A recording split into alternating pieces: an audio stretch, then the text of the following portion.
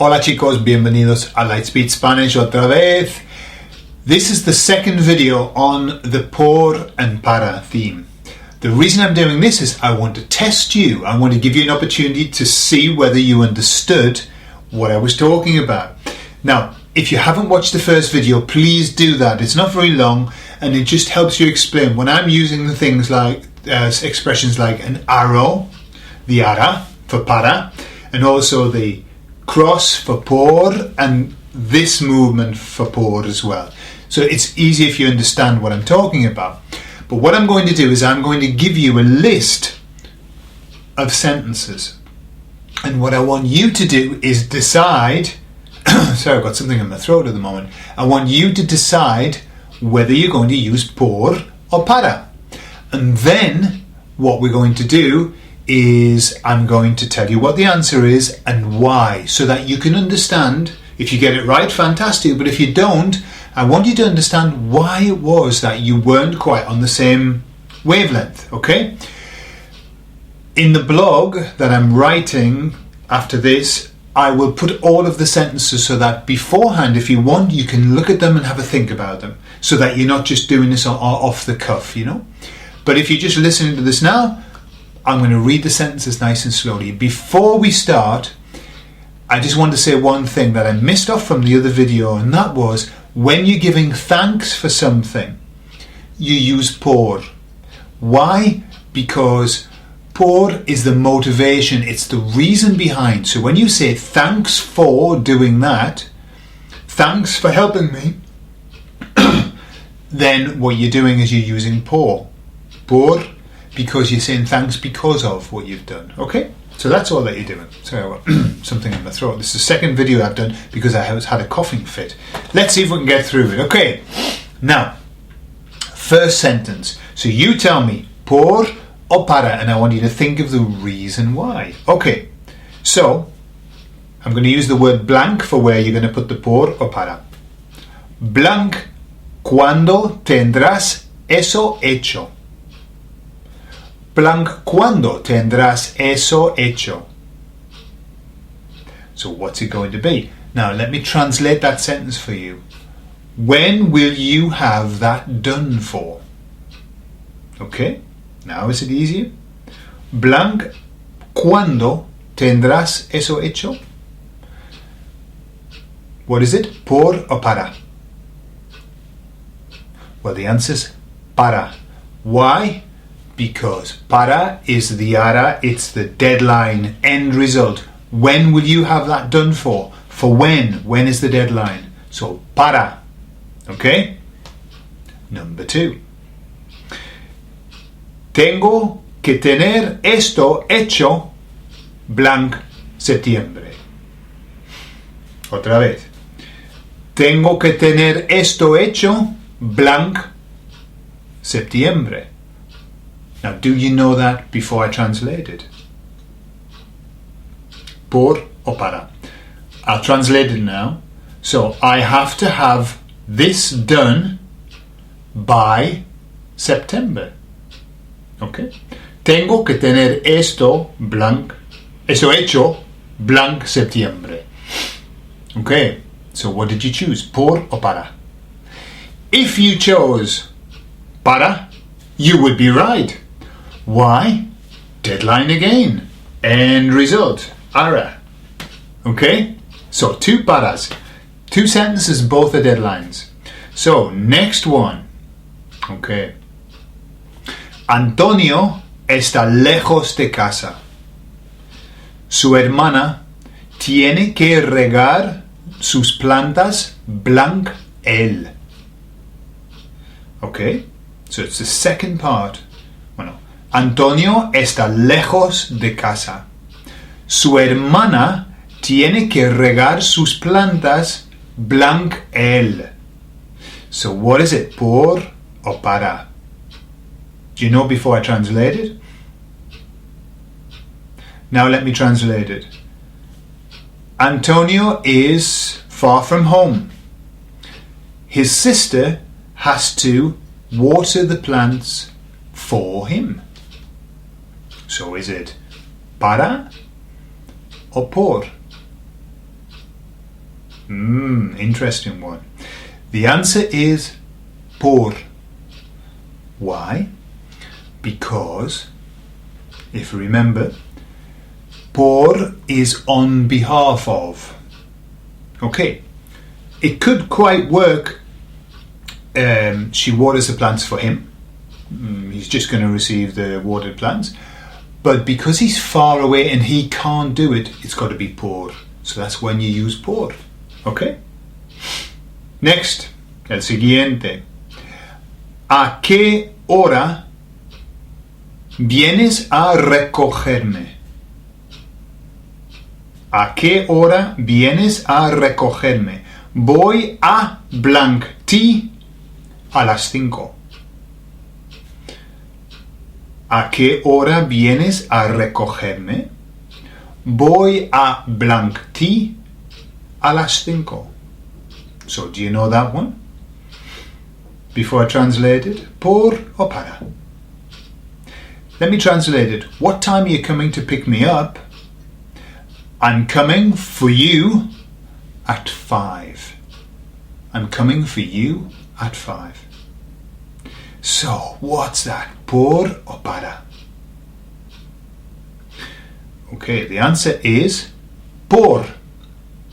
Now, if you chose para, I perfectly understand. Let me explain why it's por. There's an expression, a por algo, a por algo. Okay? Yo voy a por pan. Yo voy a por los niños.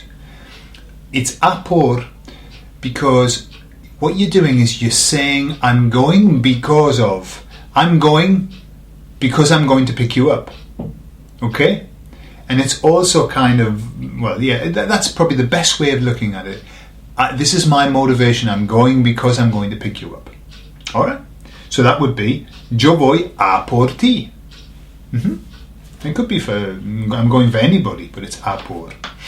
Okay. What about this one?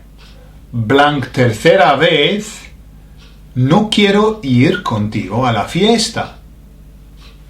Blanc tercera vez, no quiero ir contigo a la fiesta. Okay, do you know what it is? Translation, for the third time, I don't want to go to the party with you. Okay, so for the third time. ¿Qué va a ser? ¿Por o para? La respuesta es por. Why? For the third time. For the third time. Okay? Multiplication. 3 times. Por primera vez, por segunda vez, por tercera vez. It's just multiplication sign. Okay? Next. Canta muy mal blanc ser un cantante profesional. Okay? Otra vez. Canta muy mal blanc ser un cantante profesional. Por o para? I'll translate it for you. He sings very badly for being a professional singer. So he sings very badly for being a professional singer. Por o para? Well, if you chose para, correcto. Why is it para? This is the one, the only one that stands apart from para being an end result, a destination, and it's when you're making a comparison. When you're saying, you know, oh, you speak really good English for being Spanish. You sing really badly for being a professional singer. It's this para. It's always para in these kind of comparisons. Okay? So it's a little anomaly that doesn't fit in with the arrow. So it's worthwhile remembering. La siguiente frase.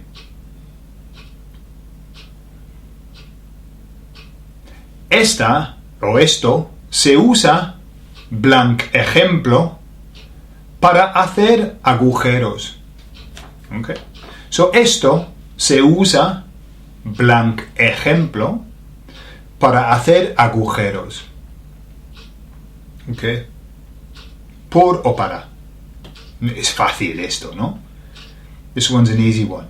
So this one is used, for example, for making holes. It's a tool, yeah? Por o para. Pues la respuesta es por. Okay? Por ejemplo. It's a standard thing. It's always the same, isn't it? Por ejemplo, for example. Okay? Okay. What about this one? Esta leche es blanc hacer cuajada. Okay? So, esa leche es blanc hacer cuajada. Por o para. Even if you don't know what cuajada is, you could take a good guess. This milk is for to make cheese. Okay? So, esa leche es para. Why? Because the end result is you're going to make some cheese. Okay, that's the end result. Cheese is going to be made. So it's para. Okay. Okay, and the last one. ¿Es ese bolso blanc tu madre? Sí, es blanc su cumpleaños.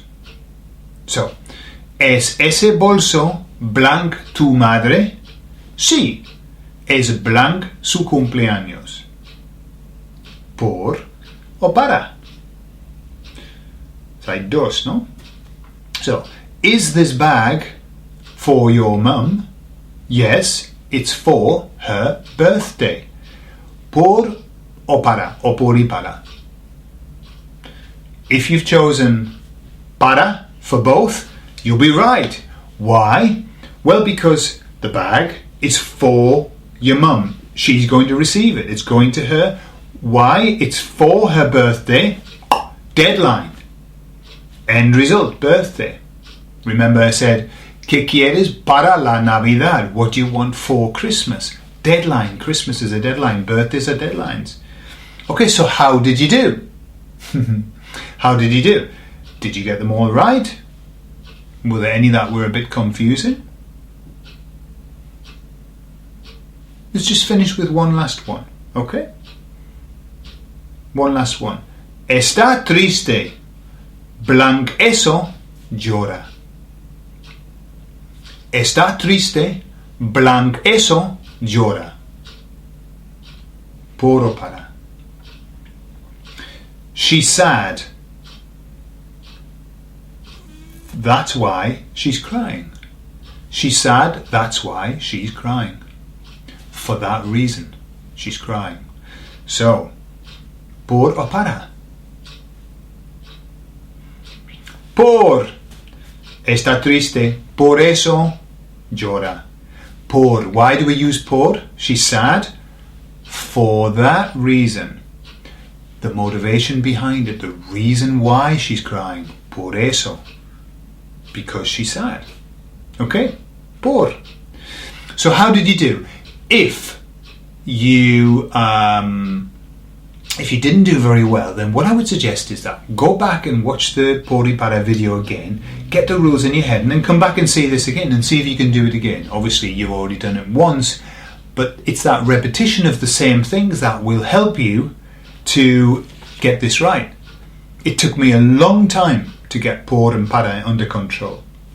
I had to repeat it over and over again. I had to understand what on earth it was that I was doing, and I didn't understand. And the rules that I saw were very difficult. Okay, so remember, para, destination, end result. End result.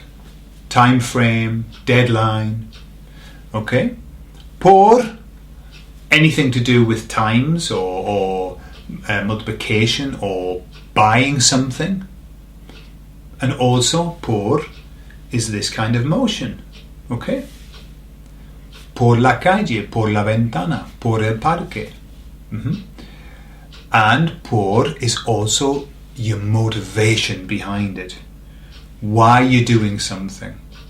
And also, por is a way of talking about, I lost my thread there, so it's your motivation, yeah, and it's also, yes, on behalf of somebody. On behalf of somebody, you're doing something, okay? Que muy bien. Vale, chicos, I'm going to put these sentences onto the blog. You can check them out. And if you want, please do me a favor.